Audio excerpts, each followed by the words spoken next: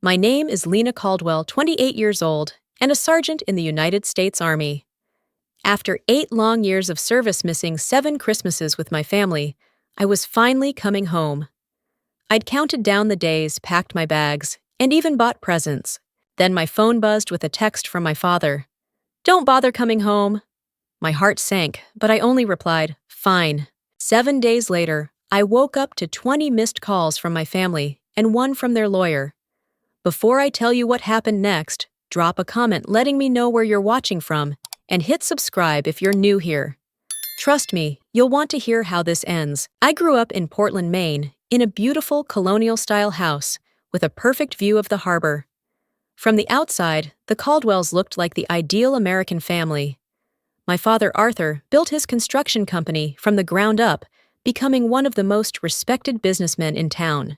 My mother, Vivian, gave up her teaching career to help run the family business and raise us 3 kids. My older brother, Damon, was groomed from birth to take over the company someday. My younger sister, Chloe, was the academic star heading to medical school. And then there was me, the middle child, who never quite fit the Caldwell mold. "Lena, why can't you just follow the plan like your brother?" Dad would ask, whenever I showed interest in anything outside the family business. "Caldwell Construction has your name on it too." But I had different dreams. While Damon shadowed Dad at construction sites and Chloe collected academic awards, I joined ROTC in high school. I fell in love with the structure, purpose, and camaraderie. The day I announced my intention to enlist, instead of attending the business school Dad had already paid a deposit for, was the first time I saw him truly lose control. "No daughter of mine is going to waste her life taking orders and getting shot at." He roared his face, turning that dangerous shade of red that always signaled a Caldwell family storm. "Arthur, please," my mother pleaded, always the peacekeeper. "I've made my decision, Dad," I said, standing my ground even as my hands trembled. "I ship out next month." "Then you're no longer welcome in this house," he said coldly. My mother gasped. Damon looked away uncomfortably. Chloe started crying. "Arthur, you don't mean that," my grandmother Beatrice said. She was the only one who ever stood up to my father. "This is Lena's choice to make." "It's a stupid choice," he spat, "and she'll regret it." I left for basic training with only my grandmother's blessing. The next 8 years were a blur of desert landscapes, military bases, and combat zones. Basic training nearly broke me physically, but mentally, it was the first time I felt like I belonged somewhere. Drill sergeants didn't care about my family name or expectations, only that I pushed my limits and had my team's back. That's where I met Maya Brooks. We survived boot camp together, got assigned to the same unit, and eventually deployed to Afghanistan side by side. She became the sister I never really had in Chloe. "You know Caldwell," Maya said one night during our first deployment as we sat watching the stars from our base. "Most people join to escape something or find something. Which one are you?" "Both, I guess," I admitted. Escaping expectations, finding myself. My first tour was difficult. The heat, the danger, the homesickness. But I discovered I was good at my job. I was cool under pressure, respected by my peers. I earned commendations, then medals. During my second tour, our unit was ambushed while escorting a medical convoy. Without thinking, I led a counteroffensive that saved 12 lives, including 2 local children. The Army awarded me the Silver Star. I sent the newspaper clipping home. My mother called crying with pride. Chloe sent a card. Damon texted congratulations. From my father, silence. Communication with my family remained sparse and formal over the years. My mother would call on holidays, careful never to mention my father directly. Chloe occasionally shared updates about her psychology studies. She'd switched from medicine.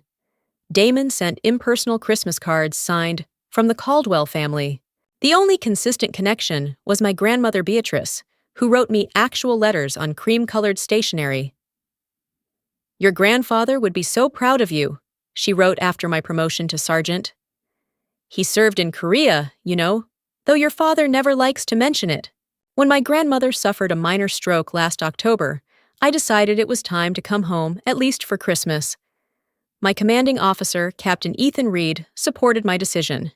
Family is complicated, Caldwell, he said when I requested the holiday leave.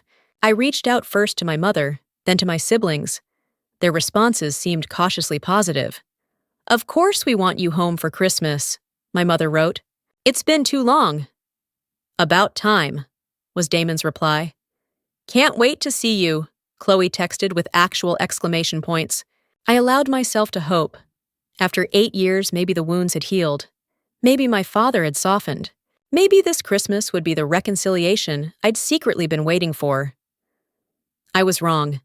3 days before my scheduled departure from base, my phone buzzed with a text. I was packing my duffel bag, carefully wrapping the gifts I'd bought for everyone. A handcrafted jewelry box for Mom, a vintage compass for Damon's psychology books for Chloe, and a cashmere scarf for Grandma Beatrice. The notification showed, Dad. My heart stuttered. This was the first direct communication from him in 8 years. With trembling fingers, I opened the message. We've moved on with our lives. Your room is Damon's home office now. Don't bother coming home for Christmas. It will only upset your mother. I read it 3 times, each word a punch to the gut. The dismissal, the finality, the way he weaponized my mother's feelings, while I knew he was only protecting his own. My first instinct was to call Mom, but I stopped myself. How many times had she chosen peace over standing up for me? My fingers hovered over the keyboard. I started typing lengthy responses, deleting each one. In the end, I just wrote, fine. That single word contained years of hurt, anger, and resignation. It was acceptance that some relationships couldn't be fixed, no matter how much you wanted them to be. Captain Reed found me sitting on my bunk, staring at nothing. Caldwell thought you'd be halfway to the airport by now. I handed him my phone without a word. He read the message, his expression darkening. Your father's a fool, he said, finally handing the phone back. Looks like I'll be here for Christmas after all, I said, trying to sound casual as I began unpacking the gifts. Like hell you will. Maya appeared in the doorway. My parents have a house in Vermont. They already invited you, remember? Now you're just out of excuses. I don't want to intrude on your family Christmas.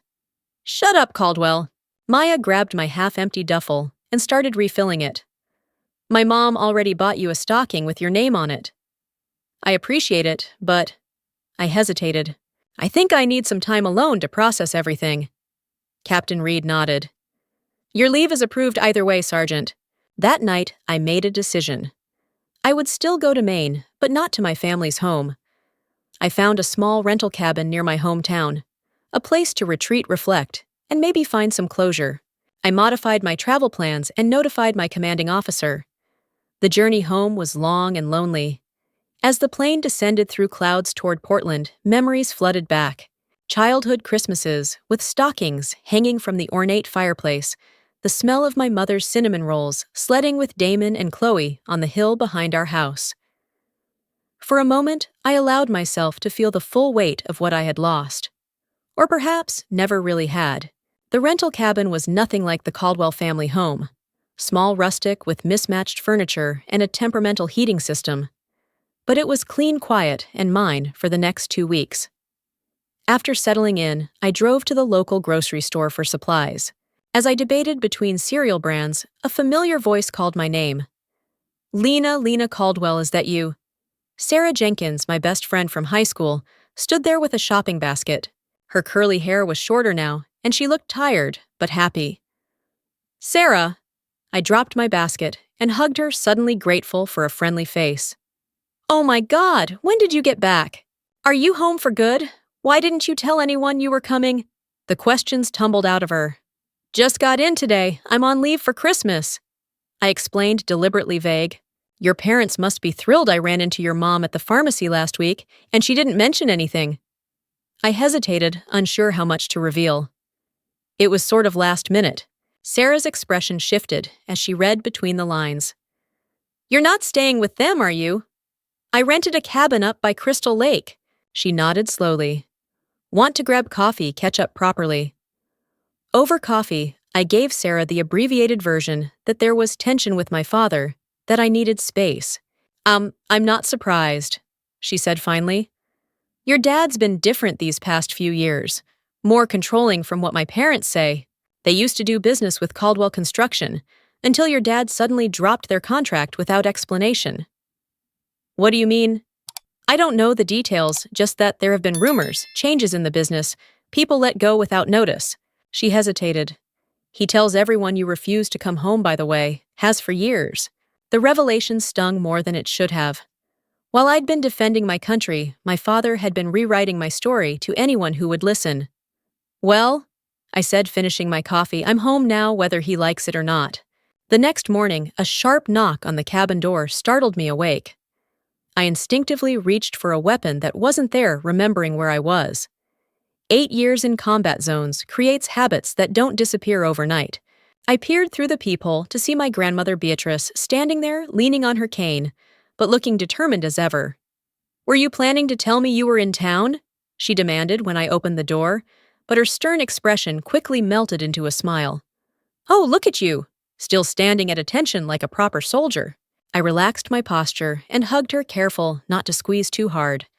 She felt smaller than I remembered, more fragile. How did you find me? I asked, ushering her inside and taking her coat. Sarah's mother called me. This town has no secrets, dear. You should know that by now. She settled into the armchair by the window. Now tell me, why are you hiding in this cabin instead of staying in your home? Dad made it clear I wasn't welcome. She sighed deeply. That son of mine has always been too proud for his own good. But there's more to it this time. She leaned forward. The business is in trouble, Lena. Serious trouble. What kind of trouble? Financial, legal. I'm not sure of the details. Arthur doesn't confide in me anymore. But he's changed. More secretive. More controlling with Vivian and the children. She reached for my hand. Damon made some poor decisions with company investments. Chloe withdrew from her PhD program without telling anyone. Your mother barely leaves the house now. The picture she painted was disturbing, a family unraveling while maintaining a perfect facade. Why are you telling me this, Grandma? Because you deserve to know what you're walking into. She squeezed my hand. And because despite everything, they're still your family. After Beatrice left, promising to visit again soon, without telling my parents, I tried to process everything she'd shared. My phone remained silent. No calls or texts from my mother or siblings, despite Sarah's mother undoubtedly spreading news of my return. I was contemplating my next move when another knock came at the door. This time, it was a tall, broad-shouldered man with kind eyes and a tool belt. Miss Caldwell, I'm Liam Scott. The rental agency sent me to fix that leaky faucet you reported. He worked quickly and efficiently, but I noticed him stealing glances at my military duffel and the dog tags I'd absent-mindedly left on the coffee table. Army? He asked as he was finishing up. 8 years, just on leave for the holidays. My brother served Marines. He stood wiping his hands on a rag. You're Arthur Caldwell's daughter, aren't you? I nodded, bracing for the usual reaction. The polite distance people maintained when they connected me to my father's influence. Instead, Liam frowned slightly. Must be tough coming back to all this. All what? He looked uncomfortable. Just town gossip, nothing important. Please, I'd rather know. Liam hesitated. There have been rumors about Caldwell Construction. Government contracts that seem to appear overnight. Competitors being underbid by impossible margins. Some of the local contractors who used to work with your dad have been blacklisted from major projects. He shrugged. Like I said, just talk. But it aligned too perfectly with what Beatrice had mentioned to be just talk. Over the next few days, I reacquainted myself with my hometown. The main street had new shops, the park where I used to play had been renovated. The high school had a new wing, named after a local businessman. Not my father, I noted with interest. Everywhere I went, I felt eyes following me, whispers trailing in my wake. The prodigal Caldwell daughter returned from war, only to stay in a rental cabin instead of her family's mansion. On day 4 of my leave, I ran into Chloe at Coastal Coffee, the cafe where we used to study together. She froze when she saw me, her expression cycling through shock, guilt, and something that looked like fear. Lena, she said finally, you're really here, in the flesh. I gestured to the empty chair across from her. Can I join you? She glanced nervously at the door before nodding. I can't stay long. Up close, my little sister looked exhausted. Dark circles shadowed her eyes, and she'd lost weight since I'd last seen her. The confident academic star had been replaced by someone who jumped at the sound of the espresso machine. "How are you, Chloe?" I asked gently. "Fine, busy with research." The lie came easily to her lips, making me wonder what else my family had become comfortable lying about. "Grandma said you left your program." Chloe's eyes widened. "Don't tell Dad you know that, please." "What's going on, Chloe? What's happening with the family?" She gathered her things hurriedly. "I shouldn't be talking to you. Dad would—" She cut herself off. "Dad would what?" She stood slinging her bag over her shoulder. "Dad's not well, Lena. You should stay away. For your own good." She leaned down, her voice dropping to a whisper. And for hours. Before I could respond, she was gone, the bell above the door chiming cheerfully in her wake. That night, Liam stopped by with firewood left over from another job. I suspected it was an excuse to check on me, but I welcomed both the warmth and the company. "Learn anything interesting about your hometown?" he asked as we sat drinking hot chocolate by the newly roaring fire. "Just that everyone seems afraid of my father, including my own sister." Liam nodded thoughtfully. "Arthur Caldwell has always inspired fear more than respect. But lately," he trailed off. "What lately?" "It's like he's desperate, making threats calling in favors. Word is he's in deep with some government contracts that aren't going well." Government contracts. The words triggered something in my memory. A casual conversation with my commanding officer before I left.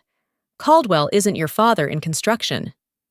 There's been some talk about irregular bidding on military infrastructure projects back east. I had dismissed it then. Now I wondered. "Liam, what exactly does Caldwell Construction build these days?" That's the thing. They've shifted almost entirely to government work. Military barracks, storage facilities, training centers. All projects that require security clearance. He looked at me curiously. "Didn't you know?" I didn't. And I was starting to think that might be exactly the point. On the 5th day of my leave, I noticed a black SUV parked across from my cabin when I returned from my morning run. It looked out of place among the modest vehicles, typical for the area. When I drove into town later, the same SUV appeared in my rearview mirror, maintaining a consistent distance. I employed counter-surveillance techniques I'd learned in the Army. Sudden turns, doubling back, varying my speed. The SUV stayed with me, though the driver was skilled enough to make it seem casual to anyone not paying attention. At a stoplight, I got a glimpse of the driver. My father. A cold feeling settled in my stomach. This wasn't about family reconciliation. This was surveillance. That evening, I found Damon at the Anchor, a dive bar, where we used to sneak beers as teenagers. He was alone at the bar, nursing what looked like whiskey. He'd gained weight since I'd last seen him, and his once confident posture had deteriorated into a defeated slouch. "Buy you a drink, stranger?" I said, sliding onto the stool beside him. He startled, then gave me a lopsided smile that didn't reach his eyes. Look what the war sent back. 3 drinks later, Damon's carefully maintained facade began to crack. "You were smart to leave Len," he slurred, using my childhood nickname for the first time in years. "Should have gone with you." "What's happening with the business, Damon?" He laughed bitterly. "Business? What business? It's all smoke and mirrors now." He leaned in conspiratorially. "Dad overextended, bid on contracts we couldn't fulfill. Then I made some investments that went south. Really south. So the company's in financial trouble. Financial, legal, ethical. Take your pick." He drained his glass. "Dad found a way to save it, though. Always does." "What way?" Damon's bloodshot eyes met mine. "You don't want to know, Len. Trust me." He stood unsteadily. "I should go. Dad tracks the mileage on my car now." The next morning, I received a text from an unknown number. "Diner on Route 9. 11 a.m. Come alone." Mom. The Route 9 diner was 30 minutes outside town, far enough that my mother wouldn't risk running into anyone she knew. I arrived early, securing a booth, with a view of both entrances and the parking lot. My mother arrived exactly at 11:00, looking elegant as always, in a camel coat and pearl earrings. But like Chloe and Damon, she showed signs of strain. New lines around her mouth, a nervous flutter in her hands as she removed her gloves. "Lena," she said, her voice catching, You look, you look strong. Military training will do that. I winced at the reference to my career choice, still a point of contention after all these years. Why all the secrecy, Mom? And why is Dad following me around town? He doesn't know I'm here. She glanced anxiously at the door. He monitors my phone, my car's GPS. I had to tell him I was getting my hair done in Portsmouth. She reached across the table, stopping just short of touching my hand. You need to leave, Lena. Go back to your base. Forget about this Christmas visit. Why, what's going on? Hi. Your father. She lowered her voice. He blames you for everything. He's not rational anymore. When he found out you were coming home, he told me not to come. I interrupted. After he learned you had already arranged leave. So, after he went to the hospital, saying he received a threatening text from you. Mom, it doesn't matter. What matters is that you're not safe here. None of us are with you stirring everything up. I'm not stirring anything. I just came home for Christmas. Please, Lena. Tears filled her eyes. He blames you for everything. The business problems, Damon's mistakes, Chloe dropping out. He says, if you had joined the company like you were supposed to, none of this would have happened. It was irrational, but classic Arthur Caldwell, finding external blame for internal failures. I need to understand what's happening, I insisted. No, you need to leave. She stood abruptly. I've done what I could. Warned you. The rest is up to you. After she left, I sat for a long time processing. My military training had taught me to assess threats, gather intelligence, and formulate strategies. It was time to apply those skills to my own family. Back at the cabin, I began investigating Caldwell construction. Public records showed a dramatic shift 5 years ago from local commercial projects to exclusive government contracts, primarily military infrastructure. Contract values had tripled, then quadrupled. Local news archives revealed complaints from competing firms about irregular bidding processes and conflicts of interest, all eventually dismissed. Then, I found something disturbing, a press release announcing Caldwell Construction's unique qualification status due to having veteran leadership with high-level military security clearance. Caldwell Construction had no veteran leadership, unless. A chill ran through me as pieces began clicking into place. My father's sudden interest in military contracts, coinciding with my rising rank, the security clearance I'd obtained during my second tour, the silence from my father, despite my military achievements. He hadn't been ignoring my career. He'd been exploiting it. That night, returning from the library where I'd been researching, I found a note tucked under my windshield wiper. Soldiers should know when to retreat. The handwriting was unmistakably my father's.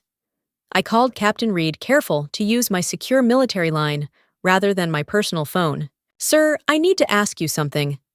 Officially. Has anyone ever requested verification of my security clearance or service record for civilian contracting purposes? His pause told me everything. There have been inquiries, yes. Standard procedure for family businesses with military contracts when a family member serves. Why do you ask?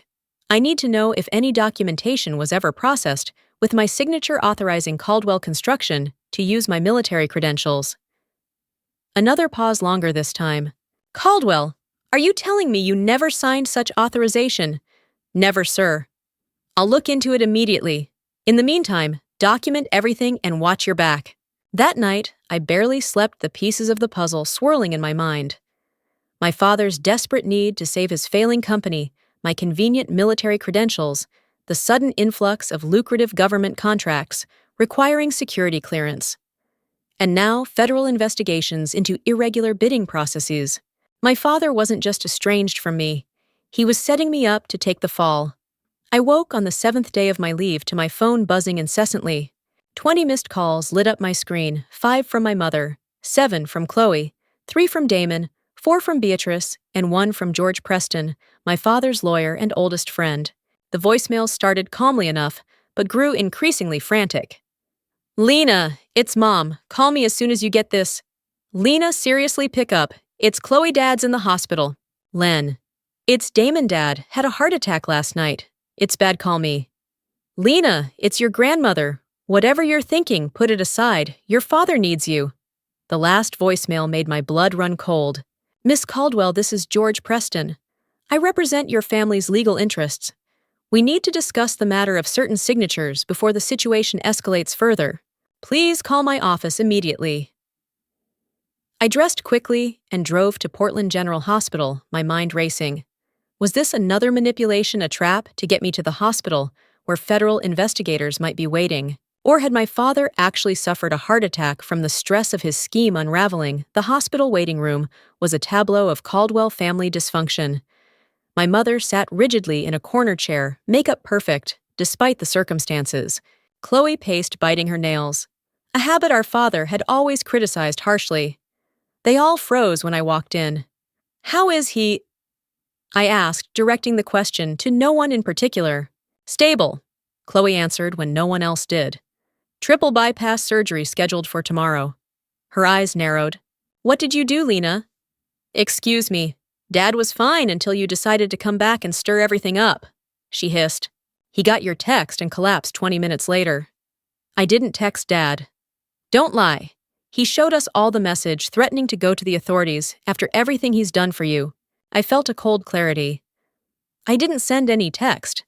And Dad hasn't done anything for me in 8 years, except apparently forge my signature and potentially commit fraud using my military credentials." The waiting room fell silent. My mother's face drained of color. "You don't know what you're talking about," Damon said, but his voice lacked conviction. "Don't I?" Caldwell Construction, suddenly specializing in military contracts, requiring security clearance. Dad following me around town. The lawyer calling about certain signatures. I looked at each of them. "What did he do? What did you all let him do?" "Miss Caldwell." George Preston appeared in the doorway looking grave. "A word, please." I followed him to a quiet corridor away from my family. Despite being in his 60s, Preston stood tall and imposing in his tailored suit, every inch the high-powered attorney. "Your father suffered a serious cardiac event last night," he began. After allegedly receiving a threatening text from me that I never sent, I finished for him. He studied me carefully. "I've known your father for 30 years. He's a proud, difficult man, but he loves his family." "Is that why he forged my signature to fraudulently obtain government contracts?" Preston didn't deny it. Instead, he sighed deeply. "The situation is complicated. Simplify it for me. Your father's company was failing. The recession hit construction hard. Then, an opportunity arose for military contracts, but they required someone with security clearance on the executive team. Let me guess. Dad decided his estranged daughter in active service was the perfect solution. He thought you'd never find out. The credentials were just to get the contracts. The work itself was legitimate. Except for the fraud part." Preston had the grace to look uncomfortable. "Yes, well, that's where things got complicated. When federal auditors began asking questions, your father needed a contingency plan." "He was going to blame me," I said flatly. "That's why he didn't want me coming home. He needed time to set up the paper trail, showing I was the one who authorized everything." Arthur made some poor choices under extreme pressure. Poor choices. He committed fraud, using my military credentials, while I was risking my life overseas, then planned to let me take the fall for it. "Those aren't poor choices, they're crimes." Before Preston could respond, my grandmother Beatrice appeared, moving faster than I'd seen since my arrival. "Lena," she said, her voice tight with urgency. "I need to show you something." She thrust a folder at me. "I found these in Arthur's home office safe." Inside were documents with my signature, or rather, forgeries of my signature, on security clearance authorization forms, contract applications, and military vendor registrations, all dated during periods when I had been deployed overseas. I always suspected Arthur was hiding something," Beatrice said. "After our talk, I decided to do some investigating of my own." Preston looked stricken. "Beatrice, you broke into Arthur's safe." "I built that house, George. I know all its secrets." She turned to me. "I've already made copies. These are the originals." A commotion down the hall interrupted us. My mother crying out, medical staff rushing toward my father's room. "He's having another episode!" Chloe called, her face pale with fear. For a moment I hesitated. Despite everything, this was my father, the man who had taught me to ride a bike, who had carried me on his shoulders at parades, who had once been my hero. Then I remembered his text, "Don't bother coming home." And my response, "Fine." It wasn't just acceptance, it was a declaration of independence. "I need to make some calls," I told Preston, starting with my military legal counsel. The military moves quickly when one of their own is threatened. By that evening, I was meeting with JAG Corps attorneys in a secure room at the Portland Federal Building. They listened intently as I presented the evidence Beatrice had recovered, along with my own findings. This is a clear case of identity theft fraud and potentially espionage if sensitive information was compromised. Major Lisa Hernandez, the lead attorney, concluded, "You did the right thing coming to us, Sergeant Caldwell." "What happens now?" I asked. "We coordinate with federal investigators who are already looking into irregularities with these contracts. Your father and anyone else involved will face questioning." She looked at me sympathetically. "I understand this is your family. That makes it harder." "My family made their choices," I said, though my voice betrayed more emotion than I intended. Outside the federal building, Liam was waiting, leaning against his truck. "Thought you might need a friendly face," he said. "Sarah told me where you were." The simple kindness broke something in me. After maintaining military composure through the hospital confrontation and legal meetings, I finally allowed myself to feel the full weight of my family's betrayal. Liam didn't offer empty reassurances. He just drove me back to the cabin, made hot chocolate spiked with whiskey, and listened as I processed aloud. "The worst part is that they're still acting like I'm the one who betrayed them," I said. "Like coming home and discovering their fraud is worse than the fraud itself." "People get weird when their secrets come to light," Liam observed. "They blame the revealer rather than face what was revealed." The next few days brought a flurry of activity. Federal investigators interviewed me multiple times. Military security officers audited every contract associated with my credentials. My father stabilized enough for his triple bypass surgery, which was successful, but he remained in the ICU. I stayed away from the hospital, focusing instead on clearing my name and untangling myself from my father's scheme. Damon found me at the cabin on the 4th day after everything broke open. He looked terrible. Unshaven, bloodshot eyes, clothes rumpled. "They froze all the company accounts," he said without preamble. "Interviewed me for 6 hours yesterday." "Did you know?" I asked about Dad using my credentials. He couldn't meet my eyes. "I suspected. Didn't want to know for sure." "And you were okay with that, with him setting me up to take the fall?" "I didn't know that part until it all went to hell." He ran a hand through his greasy hair. "I'm sorry, Lena. I should have stood up to him years ago. We all should have." His apology felt inadequate against the magnitude of the betrayal, but it was a start. Chloe was next appearing at my door the following day, looking equally disheveled, but more angry than repentant. "They're saying Dad could go to prison," she accused. "Is that what you want?" "What I want is irrelevant. Dad committed fraud, multiple federal crimes. By sacrificing me," I pointed out, "the daughter he already threw away." "That's not fair. You left us." "I joined the Army. I didn't abandon my family. Dad is the one who cut me off because I wouldn't follow his grand plan." Chloe deflated slightly. "He always had to control everything, everyone. And you all let him. What choice did we have?" "The same one I made, to live your own life." I softened my tone. "Why did you really leave your PhD program, Chloe?" Her eyes filled with tears. I was having panic attacks. Couldn't sleep. The pressure from Dad to be perfect, to be the academic success since you were the disappointment." She wiped her eyes angrily. "I wanted to be a kindergarten teacher. Dad said no Caldwell would waste their potential like that." Gradually, the full picture emerged. My father had been slowly imploding for years, trying to maintain control as his business faltered and his children sought independence. Damon's investment mistakes had accelerated the financial decline. In desperation, my father had seen an opportunity in my military service, a way to access lucrative contracts through my security clearance. When federal auditors began questioning the credentials, he planned to claim I had authorized everything, portraying me as a resentful daughter, trying to sabotage the family from afar. My surprise Christmas visit had thrown his plan into chaos. My mother finally came to see me a week after my father's surgery. She looked smaller, somehow diminished, without my father's commanding presence beside her. "He's asking for you," she said.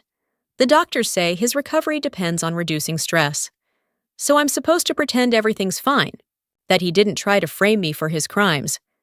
I'm asking you to listen to what he has to say." She twisted her wedding ring nervously. "I'm not defending what he did. It was wrong, terribly wrong. Did you know?" She couldn't meet my eyes. "I suspected something wasn't right with the new contracts. Arthur became secretive, working late, locking his office. But I never imagined he would use your credentials." She finally looked up. "I should have protected you better all these years." Her admission wasn't enough to heal the wound, but it was something, a crack in the Caldwell family facade. "I'll think about seeing him," was all I could promise. Beatrice proved to be my strongest ally, using her position as family matriarch to rally support. She organized a small gathering at her cottage Sarah Liam, a few of my old teachers and friends who had always believed in me. "The Caldwells have always cared too much about appearances," she told me as we prepared food for the gathering. "Arthur worst of all. But real family isn't about maintaining perfect images. It's about loving each other through the imperfect reality." My commanding officer, Captain Reed, called with news that my military record had been fully cleared of any suspicion. "The investigators were impressed with your cooperation, Caldwell," he said. "You showed more integrity in exposing this situation than most people would have." "Just did what any soldier would do, sir." "No," he corrected gently. "You did what a person of character does, even when it costs you personally. That's rarer than you think." The federal investigation moved swiftly. With the evidence Beatrice had provided and my testimony, prosecutors were building a strong case against my father. George Preston negotiated furiously, trying to minimize the damage. After 2 weeks of deliberation, I finally agreed to see my father. He was at home now, recovering in the master bedroom that had once seemed so imposing to me as a child. Now, with him propped up against pillows, medical equipment beside the bed, he looked diminished. Human. "Lena," he said when I entered. His voice was weaker than I remembered. I stood at attention automatically, a soldier's instinct in the presence of perceived authority. "Sir," I responded coolly. "Don't call me that. I'm your father." You haven't acted like it for 8 years." He winced. "I deserve that." An uncomfortable silence stretched between us. "Why?" I finally asked. "Why use my credentials? Why risk everything, including me?" He looked away.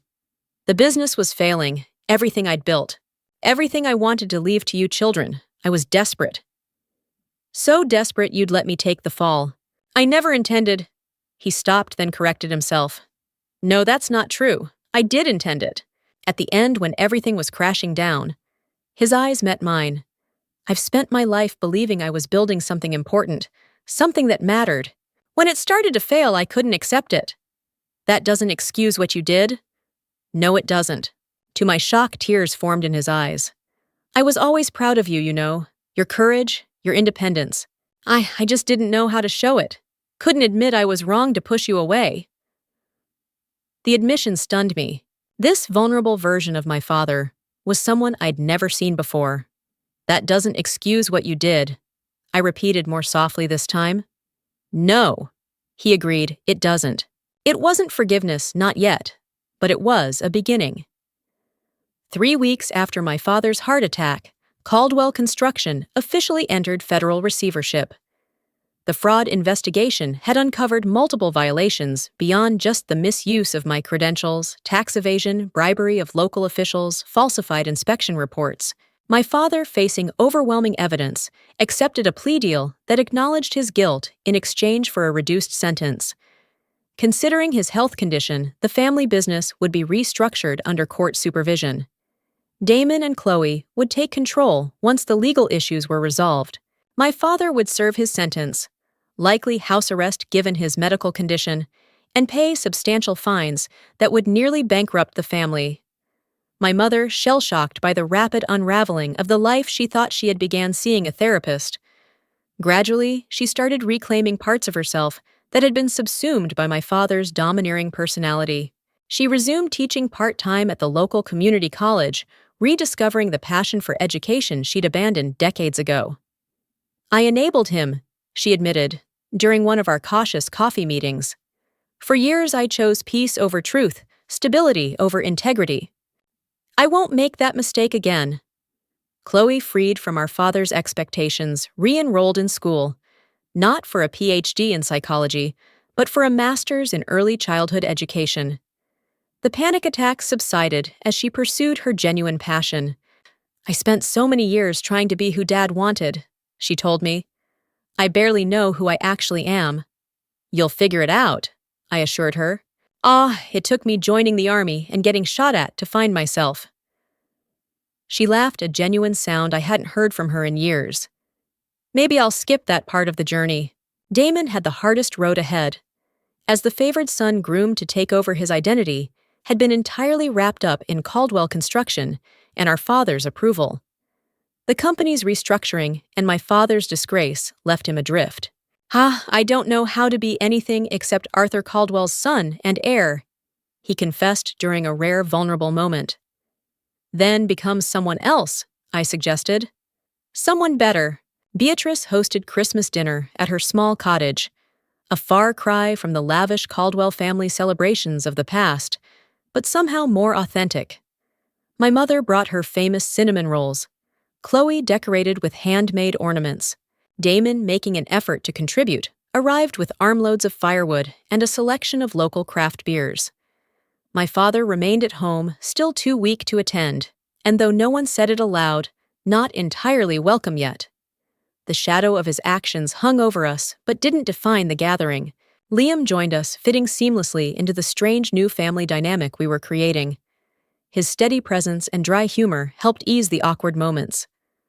Strangest Christmas I've ever had, he whispered to me as we washed dishes together. Also, maybe the best. The military granted me extended leave to deal with the family crisis and legal proceedings. Captain Reed called regularly, ensuring I had the support I needed. Take the time you need, Caldwell, he insisted. Your unit will be there when you're ready to return. As winter deepened, I began to consider my future. I had 2 years left in my current enlistment. After that, possibilities stretched before me, continuing my military career, returning to civilian life, perhaps even coming back to my hometown permanently. I'm thinking of starting a veterans support program here, I told Liam one evening as we walked along the snow-covered beach after my service ends. Sounds like someone found her calling, he observed, taking my gloved hand in his. The most difficult conversations were with my father. As his physical health improved, we began the painful process of addressing the damage he had caused. I don't expect forgiveness, he said during one of our carefully structured visits. I don't deserve it. Forgiveness isn't about deserving, I replied, repeating words from the military chaplain who had helped me process combat trauma. It's about choosing to release the burden of anger. It doesn't mean forgetting or excusing. When did my daughter get so wise? He asked, a glimmer of his old self showing through. Somewhere between basic training and pulling wounded civilians from a burning building. I answered honestly. Slowly, painfully, we began rebuilding. Not the old relationship based on control and expectations, but something new. Grounded in difficult truths and cautious hope, Beatrice watched our family's transformation with quiet satisfaction. Family isn't just what you're born into, she told me, as we sat together on her porch, watching snow fall gently on the garden. It's what you create through love and truth and forgiveness, even when it's messy. Especially when it's messy, dear. Perfect families exist only in photographs and Christmas cards. As spring approached, bringing my leave to an end, I reflected on the journey that had begun with a single text and my one-word response. When my father had written, "Don't bother coming home," and I had answered, "Fine," neither of us could have imagined where that exchange would lead. His rejection had ultimately freed me to find my voice and strength. My fine wasn't just acceptance. It was the beginning of standing my ground, of refusing to be controlled or manipulated any longer. If I could write a letter to my younger self, that uncertain girl who joined the army to escape her father's expectations, I would tell her, the rejection that breaks your heart today will lead you to the strength that defines your tomorrow. The family you fight to please isn't the only family you'll have. Sometimes the hardest roads lead to the truest destinations. I found peace not in winning my father's approval, but in no longer needing it. I found family not just in blood relations, but in the people who stood by me through crisis. Liam, Beatrice, Sarah, my military colleagues. The night before I was scheduled to return to base, I sat alone at the kitchen table in the cabin that had become a sanctuary over these tumultuous months. I wrote in my journal, "Sometimes rejection is direction. Sometimes fine is the most powerful word you can say. And sometimes the family you fight hardest to be part of isn't the family you actually need." I'd come home seeking reconciliation and found revelation instead. The road ahead remained complicated. Legal proceedings, continuing family relationships still fragile, my father's health uncertain. But for the first time in years, I felt truly at peace with who I was and where I belonged. If you've ever felt rejected by those who should love you, most know that your worth isn't determined by their acceptance. If you've struggled to fit into someone else's vision of who you should be, know that the most liberating moment comes when you finally embrace who you actually are. What about you? What? Have you ever had to stand your ground against family pressure or expectations? How did it change you? Drop a comment below sharing your experience. And if this story resonated with you, please like, subscribe, and share it with someone who might need to hear that rejection sometimes leads to the most authentic version of yourself. Thank you for joining me on this journey, and remember, sometimes the best response to "don't come home" is simply "fine."